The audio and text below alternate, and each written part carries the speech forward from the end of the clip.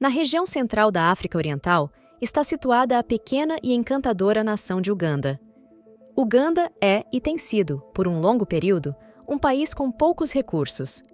Isso se deve principalmente à instabilidade política significativa desde que conquistou sua independência em 1962.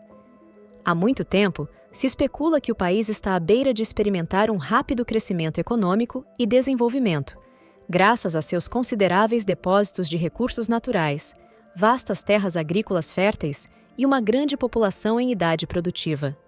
No entanto, como todos os países em desenvolvimento, Uganda precisa de investimentos financeiros substanciais para impulsionar o desenvolvimento de indústrias pesadas, melhorar os serviços públicos e expandir a infraestrutura para atender às demandas de uma economia e população em expansão. A pobreza persiste em muitas áreas, e a falta de acesso a serviços básicos, como educação e saúde, é uma preocupação significativa.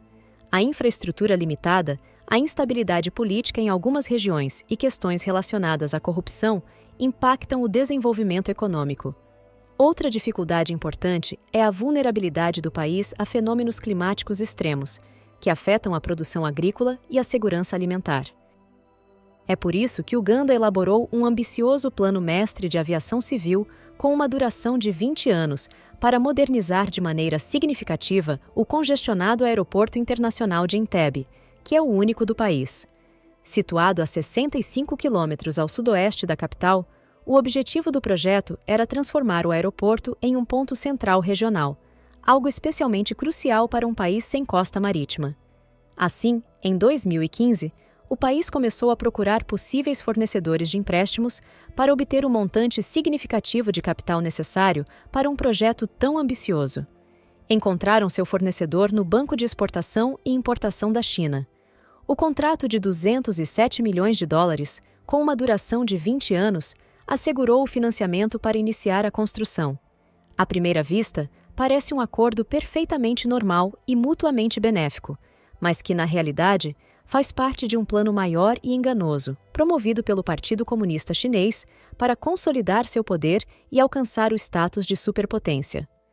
Com a construção em Entebbe progredindo bem, as coisas estavam indo muito bem. No entanto, a situação azedou quando a Autoridade de Aviação Civil de Uganda começou a examinar os detalhes minuciosos do contrato acordado às pressas e descobriu cerca de 13 cláusulas separadas consideradas hostis ou tóxicas, incluindo medidas que, essencialmente, hipotecavam o aeroporto com todas as questões a serem mediadas por tribunais chineses e concediam à China a capacidade de aprovar e vetar orçamentos. Isso significa que a China está no comando do acordo atual e tem controle sobre quaisquer alterações futuras nesse acordo. Sob a pressão da China para fechar o acordo rapidamente, os líderes de Uganda não conseguiram identificar essas cláusulas problemáticas e optaram por correr o risco. Contudo, as coisas começaram a piorar em 2020 com a crise econômica global, afetando a situação financeira de Uganda.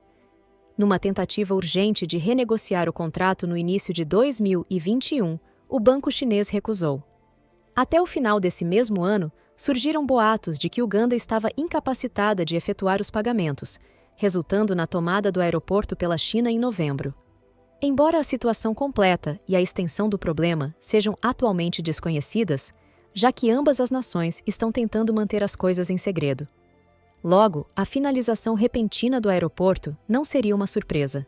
Na verdade, ao longo da última década, a China apreendeu muitos ativos valiosos de infraestrutura de países em desenvolvimento com base em sua iniciativa conhecida como Cinturão e Rota, que tem como principal objetivo promover o comércio e outras formas de conectividade através do desenvolvimento de uma rede multimilionária de projetos de infraestrutura na Ásia, África, Europa e América.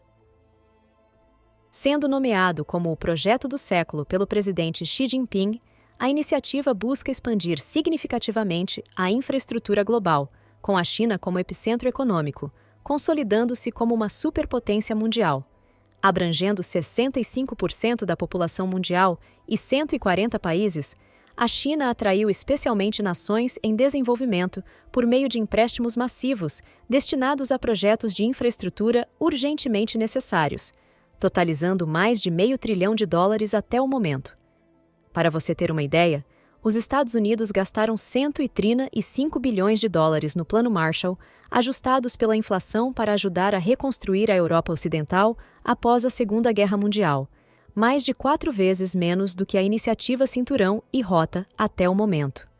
No entanto, uma boa proporção desses empréstimos para países de baixa renda é improvável de ser paga, pois parece que a China não avalia a capacidade da nação de reembolsar o empréstimo e cria dúvidas das verdadeiras intenções que a China tem com esses países. Quando ocorrem inadimplências ocasionais, o país que recebeu o empréstimo é compelido a ceder ativos à China, seja o próprio projeto, como no incidente de Entebbe, ou mediante algum outro acordo aceito pela China.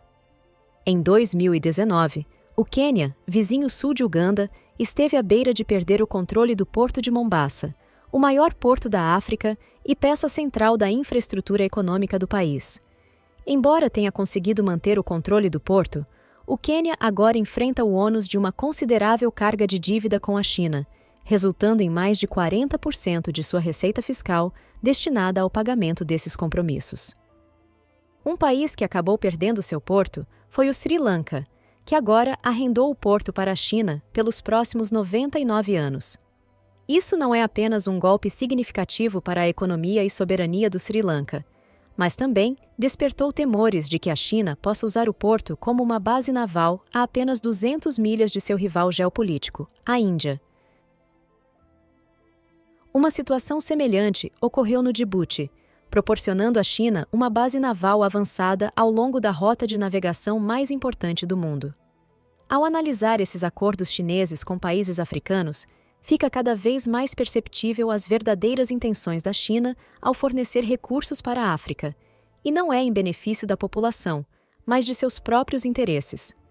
Com vastos setores dessas economias sob controle do governo chinês, os países em desenvolvimento tornam-se fortemente influenciados, se não financeiramente subservientes a Pequim. Se a China possuir seu único porto de navegação importante, com quem você acha que terá que negociar? Isso é chamado de diplomacia da armadilha da dívida.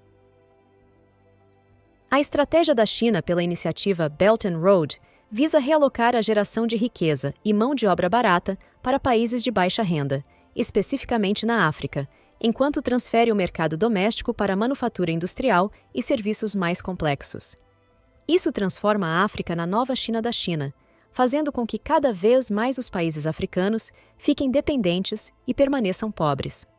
Apesar desse cenário desfavorável, estudos apontam que a África está prestes a passar por um crescimento econômico dramático no século XXI, semelhante ao ocorrido na Ásia no século XX, e uma explosão populacional projetada para 3,8 bilhões até 2100, fazendo com que a África se tornará a nova fonte mundial de mão de obra barata, e a China pretende ser a principal beneficiária desse boom econômico. Ao utilizar a diplomacia da armadilha da dívida, a China pode agora obter acesso e posse de partes cruciais e cada vez mais valiosas da infraestrutura econômica na África e em outros lugares. É importante destacar que os países africanos dependem de recursos financeiros de outros países para avançar e desenvolver a sua economia. O que torna a África dependente das superpotências como a China, por exemplo, que acaba fazendo acordos vantajosos para si mesma, a fim de ganhar mais poder no comércio e ter mais influência nas decisões políticas internacionais.